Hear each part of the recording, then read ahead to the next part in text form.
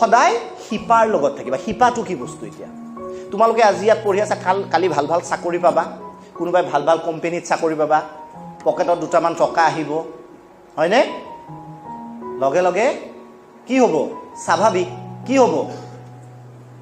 হয়, মই চাকৰি কৰোঁ, মোৰ মানে এটা টকা সোমোৱাৰ লগে লগে মানুহৰ অহংকাৰ ভাৱ জন্ম হয়। কেতিয়াও অহংকাৰ নকৰিবা, সদায় মাটিৰ মানুহ, মাটিত থাকিবা। মই বহুতে কয় ওপৰত যিমানে গৈছে সিমান বেয়াকৈ পৰিবি, শুনিছান নাই? মই কেতিয়াও পৰাৰ ভয় নকৰোঁ। মই ব্যক্তিগত জীৱনত কেতিয়াও পৰাৰ ভয় নকৰোঁ। কিয়? কাৰণ মই সদায় মাটিতেই থাকোঁ। মোৰ লক্ষ্য ওপৰত থাকিব পাৰে, কিন্তু মই সদায় নিজৰ ভৰি সদায় মাটিতেই ৰাখোঁ। কেতিয়াবা অহংকাৰ আহি যায় মোৰো, একো কৰা নাই তথাপিও। আজিকালিতো এনেও অহংকাৰ কৰে, মইতো আৰু কি ক'ম, আহি যায়। We are human beings. কি হয় তেতিয়া ইউটিউবত ভিডিঅ' এটা চাওঁ, তোমালোকে চাবা, খুব যদি এনেকুৱা লাগে মই মিছ প্ৰিন্স অফ ৱেলছ, মই মিষ্টাৰ প্ৰিন্স অফ ৱেলছ, কিবা যিকোনো কথাত যদি অহংকাৰ আহি যায়, সদায় এখন ভিডিঅ' চাবা ইউটিউবত, পৃথিৱীৰ এক্সিষ্টেঞ্চটো। আমাৰ এই 8টা গ্ৰহ আছে, এটা গ্ৰহৰ পৰা বেচেৰা আইডেণ্টিটি কাটি দিলে, ভোটাৰ লিষ্টত NRCত নাম নাহিল, প্লুটোৰ কাগজ পত্ৰ নাছিল। চ' 8টা গ্ৰহ আছে। সেই 8টা গ্ৰহৰ মাজত পৃথিৱী তেনেই সৰু। পৃথিৱীৰ দৰে বোলে 100টামান গৈ বৃহস্পতি গ্ৰহত সোমাব পাৰে, হয়নে? জানা নাই কথাটো?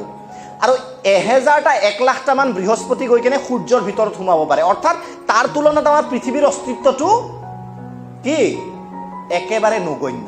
আকৌ তুমি যদি হাতীপতিত চোৱা, আমাৰ সূৰ্যটো এটা ধূলিকণাৰ নিচিনা বেলেগ সূৰ্যৰ তুলনাত।